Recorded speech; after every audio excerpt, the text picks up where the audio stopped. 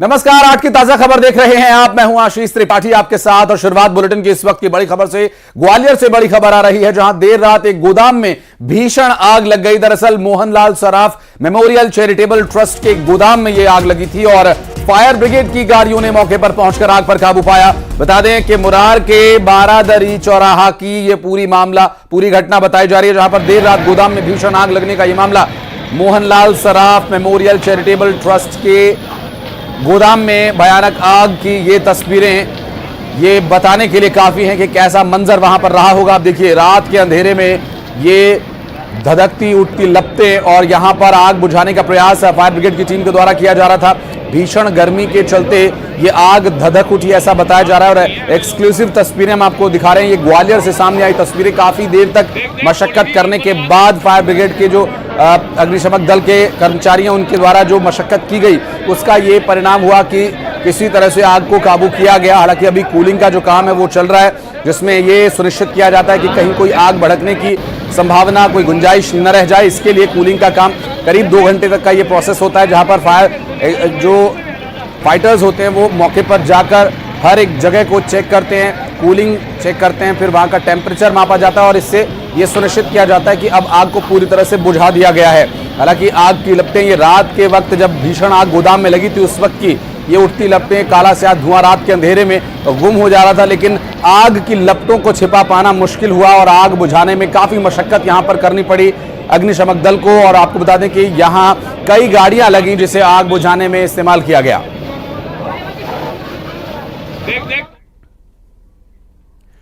और बढ़ते आगे, सतना जिले से खबर आ रही है, जहां पर कई ट्रांसफार्मर जल गए और आपको बता दें कि मुख्तियारगंज टिकुरिया टोला में ट्रांसफार्मर के जलने की जानकारी मिली और दोनों ही मोहल्लों की बिजली आपूर्ति यहां बाधित बताई जा रही है।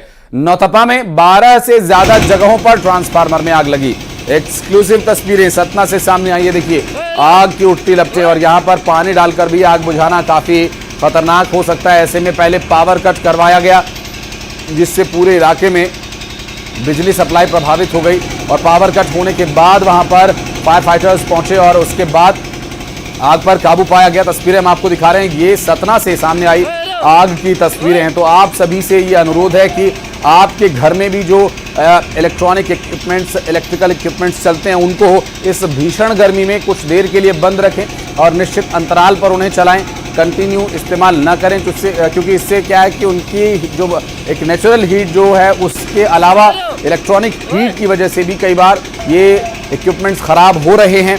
ऐसे में तापमान जो बहुत ज़्यादा है तो कुछ देर पर आप अपने घर के रेफ्रिजरेटर, एयर कंडीशन और अन्य जो साजो सामान जिसमें पंखा भी, कूलर भी शामिल है, तो इन्हें कुछ देर के लिए बंद करें, जिससे कुछ लोड भी कम रहेगा और आपके घर के जो अप्लायंसेस हैं वो भी ठीक तरीके से काम करते रहेंगे। तो ये ट्रांसफार्मर जो आप देख रहे हैं जलता हुआ, इस आग को भड़काने में गर्मी का बहुत बड़ा कारण रहा है।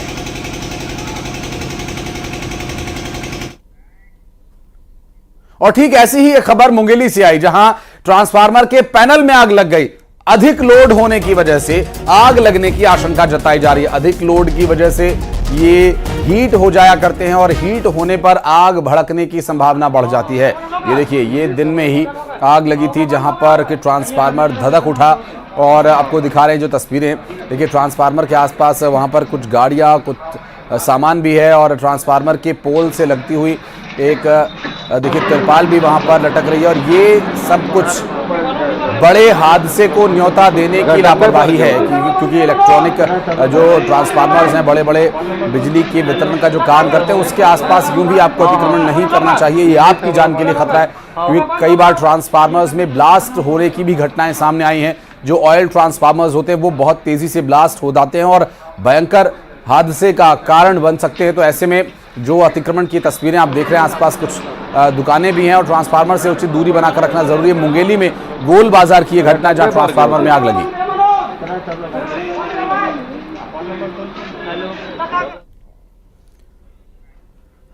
और खबर भोपाल से, जहां नरसिंह फर्जीवाड़ा मामला, 4 आरोपियों को आज कोर्ट में पेश किया जाना है। 1 जून तक सीबीआई के रिमांड पर भेजे गए थे 4 आरोपी। आज 2 आरोपियों की जमानत याचिका पर सुनवाई होगी। गिरफ्तारी के बाद पहली बार किसी आरोपी ने जमानत के लिए याचिका लगाई है। नरसिंह फर्जीवाड़ा मामले में कुल 23 लोगों पर एफआईआर दर्ज की गई है और 23 आरोपियों में 13 आरोपियों की अब तक गिरफ्तारी हो चुकी है। नरसिंह फर्जीवाड़ा का यह मामला 4 आरोपियों को आज कोर्ट में पेश किया जाएगा। 1 जून तक सीबीआई रिमांड पर भेजे गए थे 4 आरोपी और आज 2 आरोपियों की जमानत याचिका पर सुनवाई होनी है। तो इस सुनवाई में क्या कुछ तथ्य सामने आते हैं और क्या जिरह होती है और जिस तरह से याचिका लगाई गई है इस पर भी क्या कोई राहत उन्हें मिल सकती है, ये भी देखने का विषय होगा। अब तक 23 लोगों पर एफआईआर इस पूरे मामले में हो चुकी है। नरसिंह फर्जीवाड़ा का ये पूरा मामला जिसमें 4 आरोपियों को आज कोर्ट में पेश किया जाना है और आज तक सीबीआई के रिमांड पर रहे इन आरोपियों को क्या एक बार फिर से सीबीआई रिमांड पर लिया जाएगा या फिर राहत मिल सकती है जो जमानत याचिका लगाई गई है। बात करेंगे हमारे सहयोगी शैलेंद्र भदौरिया इस वक्त हमारे साथ जुड़ गए हैं। शैलेंद्र, आज पेशी है इन आरोपियों की, सीबीआई की तरफ से क्या एक बार फिर से रिमांड की मांग रखी जा सकती है? क्या कुछ संभावनाएं नजर आ रही हैं अभी? बिल्कुल आशीष, आपने ठीक कहा कि सीबीआई आज और रिमांड बढ़ाने की अर्जी भी डाल सकती है। जिस तरीके से इन आरोपियों की गिरफ्तारी हुई थी, कुल 23 आरोपियों में से 13 आरोपियों की सीबीआई अब तक इस मामले में गिरफ्तारी कर चुकी है और जिन 4 आरोपियों की जो बात हो रही है वो प्रमुख आरोपियों में से, जिसमें सीबीआई के जो इंस्पेक्टर है वो भी शामिल है और दूसरे अन्य जो कॉलेज संचालक है, ये लोग मास्टरमाइंड इस पूरे मामले के माने जा रहे थे। और यही कारण है कि पहले जो है वो अधिक आरोपियों की जो सीबीआई ने रिमांड ली थी, लेकिन जब दूसरी हेयरिंग पर जब पहुंचे तो केवल इन 4 आरोपियों की और रिमांड जो है सीबीआई ने मांगी थी और आज तक की इनकी रिमांड थी और उसके बाद आज इनकी रिमांड पूरी हो रही है। आज इनको कोर्ट में पेश किया जाएगा। इनमें से 2 आरोपी ऐसे भी हैं जिन्होंने जमानत याचिका के लिए भी अर्जी दाखिल की है। कुछ पारिवारिक कारण जो है वो उन्होंने बताए जिसके चलते हुए जमानत चाहते, कुछ स्वास्थ्य कारणों के चलते जमानत चाहते हैं। अब देखना होगा कि जब इनको कोर्ट में पेश किया जाता है तो क्या सीबीआई कोर्ट इनको जमानत देने के लिए तैयार होता है और सीबीआई की तरफ से किस तरह की आपत्ति लगाई जाती है। क्योंकि देखिए जो विसल ब्लोअर है उनका भी यही कहना है कि इन आरोपियों की अग्रिम जमानत या जमानत पर ना हो, ये मांग वो सीबीआई से करेंगे और सीबीआई कोर्ट में वो आज खुद पहुंचेंगे। रवि परमार से जब मेरी कल बात हुई वो साफ तौर पर कह रहे थे कि इन आरोपियों को यदि जमानत मिलती है तो साक्ष्यों के साथ जो है वो छेड़छाड़ हो सकती है। ऐसे में फिलहाल आरोपियों को जमानत नहीं मिलनी चाहिए, इस बात की बात वो कोर्ट में जरूर रखेंगे। लेकिन देखना होगा कि सीबीआई क्या इन आरोपियों की और रिमांड लेती है ताकि और जो तथ्य है उस पर खुलकर सामने आए। क्योंकि देखिए जिस तरीके से कुल 111 जो लोग थे जिनकी टीम बनाई गई थी वो लोग इस पूरे मामले की जांच कर रहे थे, उनको चिकित्सक शिक्षा विभाग जो है वो पहले ही नोटिस जारी कर चुका है और सबसे ये पूछा है कि आखिर आपने किस आधार पर इन कॉलेजों को सुटेबल की लिस्ट में डाला था। तो एक तरफ जहां सरकार अपने लेवल पर कार्रवाइयां करने में जुटी हुई, वही दूसरी तरफ सीबीआई जिन लोगों को आरोपी बनाया था उनकी गिरफ्तारी भी की गई और उनसे लगातार पूछताछ में भी जुटी हुई है। जी बिल्कुल शैलेंद्र, आप नजर बनाए रखें। सुनवाई के बाद क्या कोर्ट का निर्णय रहता है इस पर भी आगे बातचीत आपसे करते रहेंगे। बहुत बहुत शुक्रिया आपका फिलहाल इस पूरे मामले पर जानकारी देने के लिए। और नरसिंह घोटाला को लेकर सियासत भी जारी है। नेता प्रतिपक्ष उमंग सिंघार ने सरकार पर निशाना साधा है। सीएम के सीबीआई जांच के बयान पर उन्होंने पलटवार किया, कहा जांच तो पहले भी हुई पर उसका क्या फायदा हुआ, सबको पता है। कई घोटालों की जांच रिपोर्ट तो धूल खा रही है। मंत्री विश्वास सारंग के इस्तीफे की उन्होंने मांग उठाई है और सियासत इस मामले पर एक बार फिर जोर पकड़ती नजर आ रही है।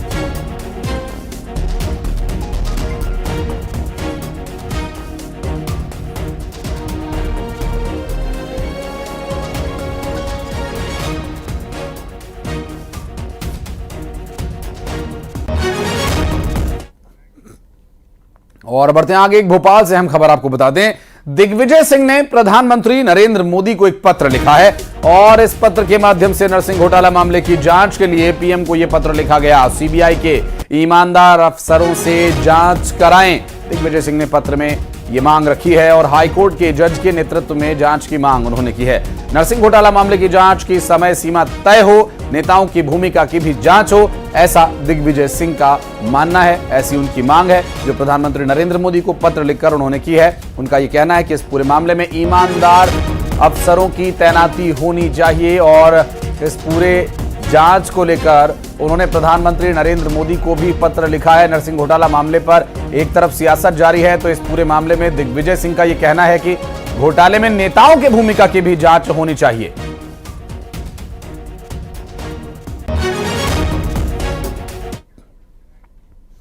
और रायपुर में छत्तीसगढ़ सरकार के मंत्रियों की मास्टर क्लास चल रही है। ये क्लास जिसका आज दूसरा दिन है, इसमें आईआईएम के एक्सपर्ट्स गुड गवर्नेंस के लिए कैसे काम कर सकते हैं इसके बारे में बारीकी सिखा रहे हैं। सरकारी योजनाओं के सफल क्रियान्वयन पर टिप्स दी जा रही है। बीजेपी ने इसे चिंतन शिविर का नाम दिया है और ये ट्रेनिंग आईआईएम रायपुर में हो रही है। साय सरकार के मंत्री आज भी अलग अलग सेशंस अटेंड करने वाले हैं, जिसमें आज mining, finance, PR, agriculture, social sectors की जानकारी दी जाएगी, जिसमें कई विद्वान सेशन अटेंड करेंगे। जो सेशन ले रहे हैं और जो सेशन अटेंड कर रहे हैं सभी यहां पर एक्साइटेड हैं, उत्साहित हैं, क्योंकि आज खनन, वाणिज्य, खेती, सामाजिक क्षेत्र और व्यावसायिक और जो जनता के साथ संबंध स्थापित करने के लिए टीम्स लगाई जाती हैं, उनका कैसे काम किया जाना है, उनको कैसे निर्देश देने हैं, ये सभी चर्चा का आज अलग अलग सेशन का विषय रहेंगे। युगल तिवारी के पास चलते हैं, हमारे सहयोगी हमारे साथ जुड़े हुए। युगल, आज की जो ये ट्रेनिंग है यूं भी महत्वपूर्ण है क्योंकि जो विषय इसमें तय किए गए हैं वो हर राज्य की एक मूल आत्मा के तौर पर काम करते हैं। अगर ये सेक्टर्स अच्छे से काम करेंगे तो प्रदेश के विकास की गति को कोई रोक नहीं सकता, इसलिए भी आज का सेशन अहम रहेगा। जी बिल्कुल आशीष, देखिए 2 दिवसीय जो पाठशाला लग रही है, पूरा मंत्रिमंडल है, खुद मुख्यमंत्री विष्णुदेव साय वहां पर जो 10 बजे से लेकर के 6 बजे तक उस क्लास को अटेंड कर रहे हैं। तो इसे साफ कहा जा सकता है कि इस चिंतन शिविर की कितनी जरूरत है छत्तीसगढ़ के विकास का, जरूरत है देश के उज्जवल भविष्य के लिए। और अगर हम बात करें आज के जो सेशंस होंगे, छत्तीसगढ़ में खनिज संपदाओं का अकूत जो भंडारण है वो है, तो यहाँ पर जिस तरह से मिनरल है उसका किस तरह से उपयोग होना चाहिए, उनसे जो राशि मिलती है उसे राज्य सरकार किस तरह से उपयोग करे। इसके अलावा छत्तीसगढ़ कृषि प्रधान राज्य है, ये छत्तीसगढ़ को धान का कटोरा भी कहा जाता है और यहाँ के जो किसान पुत्र है उसकी समृद्धि और साथ ही साथ प्रदेश की खुशहाली के लिए किस तरह से जो मैप तैयार किया जाए उन पर है। और सबसे अहम बात यही है कि कोई भी मंत्री तो बनना आसान है, लेकिन उस पद पर बने रहना, साथ ही साथ लोगों के साथ उनका जो पीआर है वो कैसा होना चाहिए, किस तरह से लोगों से मैनेजमेंट होनी चाहिए, किस तरह से लोगों से वो उनकी कनेक्टिविटी है वो बने रहे। इसके साथ साथ जो आर्थिक जो ऋण जो कहा जाता है किसी भी राज्य का, तो अर्थव्यवस्था किस तरह से सुदृढ़ हो, इन तमाम विषयों पर जो विद्वान है वो वहाँ पर उन्हें सिखाएंगे, टिप्स देंगे। तो लगातार जो साय कैबिनेट है वो यहाँ पर गुर है वो सीख रहे हैं। जी बिल्कुल। और निकी, आज के जो सेशंस हैं उसके बारे में अगर बात करें तो जो सेशन अटेंड करने वाले नेता हैं, चाहे वो कैबिनेट के मंत्री हों या फिर सेशन देने के लिए आने वाले जो एक्सपर्ट्स हैं, वो सभी एक्साइटेड रहेंगे आज युगल। और ये जो सेशन है प्रदेश के विकास की गति को आगे और धार देगा, इसी मकसद से चिंतन शिविर लगाया गया है। कितने बजे से आज की क्लासेस होनी है, किन किन सेशंस में होनी है और कौन कौन यहां मौजूद रहेगा, आज दिन भर के शेड्यूल के बारे में कोई डिटेल? जी देखिए, 9:45 बजे की जो क्लास की जो प्रक्रिया है, जो ट्रेनिंग है, सेशन है वो शुरू हो जाती है। 10 बजे मुख्यमंत्री पहुंचेंगे और सबसे खास बात यही है कि आईआईएम के जो कैंपस है वहां पर जो सभी मंत्री वहां पर रुके हुए हैं, कोई भी मंत्री राज्य के बाहर नहीं आ रहे हैं। जब कल से वो लगभग 9:45 बजे से जो अंदर गए हैं, अभी तक वहां पर जो सेशन है योग से लेकर के तमाम जो टिप्स है वो यहाँ पर दिए जा रहे हैं। तो ये कहा जा सकता है, आपका आगे डिटेल्स आपसे लेते रहेंगे। बहुत बहुत शुक्रिया फिलहाल आपका इस पूरे मामले पर जानकारी देने के लिए। और बढ़ते आगे करेंगे कुछ अन्य खबरों का। मुरैना में शराब की दुकान पर फायरिंग का मामला सामने आया, जहां पर बदमाशों ने अंधाधुंध फायरिंग की और बदमाश जोगा पंडित ने यह फायरिंग की। कैमरे में तस्वीरें रिकॉर्ड हुई है फायरिंग की वारदात की। दरअसल फ्री में ये शराब मांग रहे थे।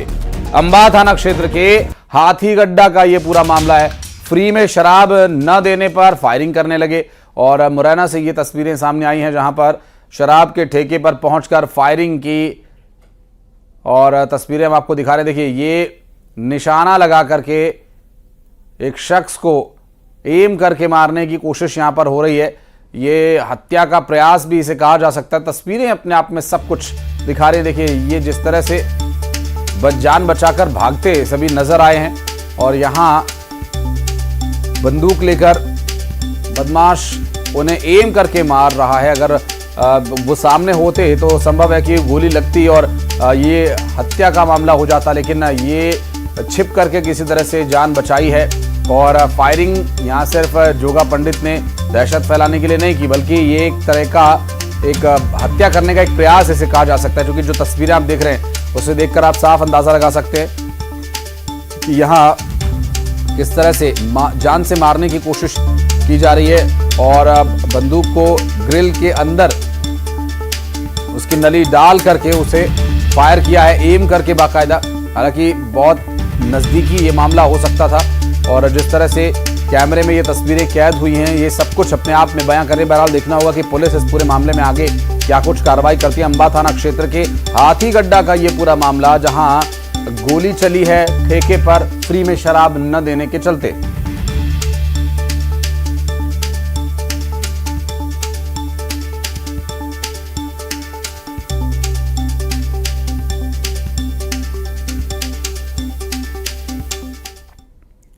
और मध्य प्रदेश में नौतपा के बाद आंधी और बारिश का अलर्ट किया गया है जारी।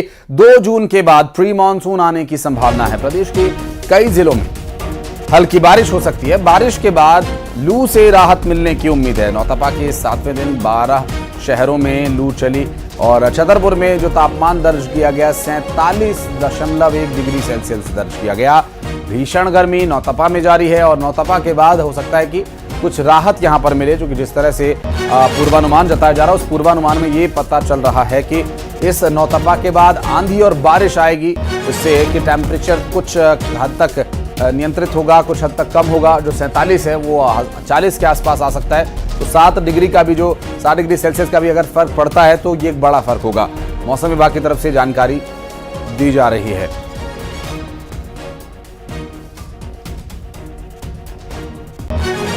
शैलेंद्र हमारे सहयोगी जुड़ के हमारे साथ बात करेंगे उनसे। शैलेंद्र, नौतपा तो तपाएगा, लेकिन नौतपा के बाद राहत की संभावनाएं जताई जा रही हैं?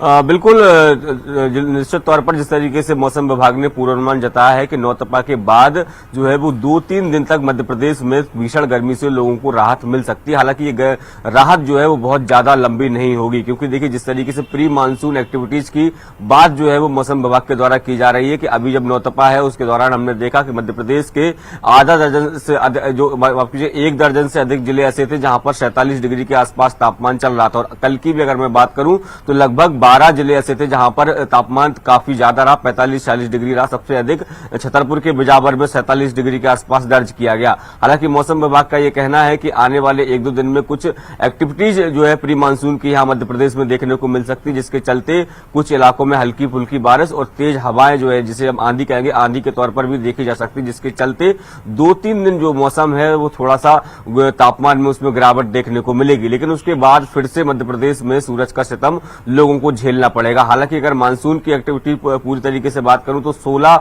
जून का यह अनुमान है कि मध्य प्रदेश में मानसून आ जाएगा और उसके बाद जो है वो मध्य प्रदेश के तापमान में लगातार जो है वो गिरावट देखने को मिल सकती है। लेकिन फिलहाल अगर आज की बात करूं तो सुबह से जितनी तीखी धूप पिछले नौतपा के 7 दिन में देखने को मिली उतनी आज नहीं मिल रही। आज सुबह से ही सर्द हवाएं जो है, ठंडी हवाएं भी चल रही, जिससे मौसम जो है वो खुशनुमा बना हुआ है। तो मौसम विभाग ने जिस बात की तरफ इशारा और अलर्ट किया था कि देखिए कुछ 2-3 दिन जो है वो थोड़े से राहत भरे हो सकते हैं मध्य प्रदेश के लोगों के लिए। जी स्वाभाविक है, और इससे जरूर गर्मी से तो राहत मिलेगी ही, और नौतपा के बाद जो आंधी और बारिश की बात कही जा रही है उससे प्रदेश के तापमान में भी कुछ गिरावट हो सकती है। शैलेंद्र, बहुत शुक्रिया आपका इस पूरे मामले पर जानकारी देने के लिए।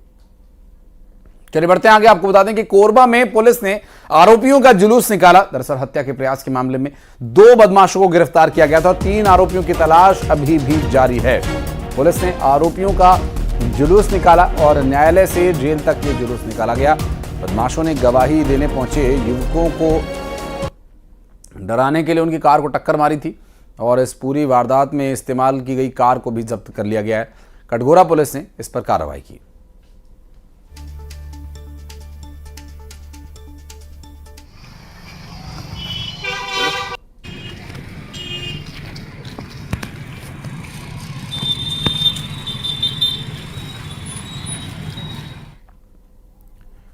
और सतना में पेड़ से कार के टकरा जाने की वजह से भीषण सड़क हादसा हो गया। माफ कीजिएगा, यहां पर हाईवा हादसे का शिकार हुई है। पेड़ से टकराई तेज रफ्तार हाईवा और हादसे में हाईवा चालक घायल बताया जा रहा है। प्राथमिक उपचार के बाद जिला अस्पताल उसे रेफर किया गया है। मझगवा थाना क्षेत्र में यह हादसा हुआ है, जहां एक तेज रफ्तार हाईवा ये दुर्घटनाग्रस्त होने की जानकारी मिल रही है। एक पेड़ से तेज रफ्तार हाईवा टकराया, जिसके बाद ड्राइवर को घायल हालत में कंडीशन खराब एम्बुलेंस के माध्यम से अस्पताल ले जाया गया। और अब चोरों को कैश और आभूषण नहीं चाहिए। वे घरों और दुकानों में बड़े सामान पर हाथ नहीं डालते, बल्कि कुछ ऐसा चोरी करते हैं जिसे देखकर आप भी दंग रह जाएंगे। खंडवा में चोरी की एक ऐसी घटना सीसीटीवी कैमरे में कैद हुई, जिसमें चोर घरों और दुकानों के बाहर लगी हुई नल और टोटियों को चोरी करते नजर आए हैं। तस्वीरें बॉम्बे बाजार के मुख्य मार्केट की हैं। अब ये चोरी की घटना चर्चा का विषय बनी हुई है कि आखिर ये टोटी चोर टोटियां चुराकर क्या संदेश देना चाहता है।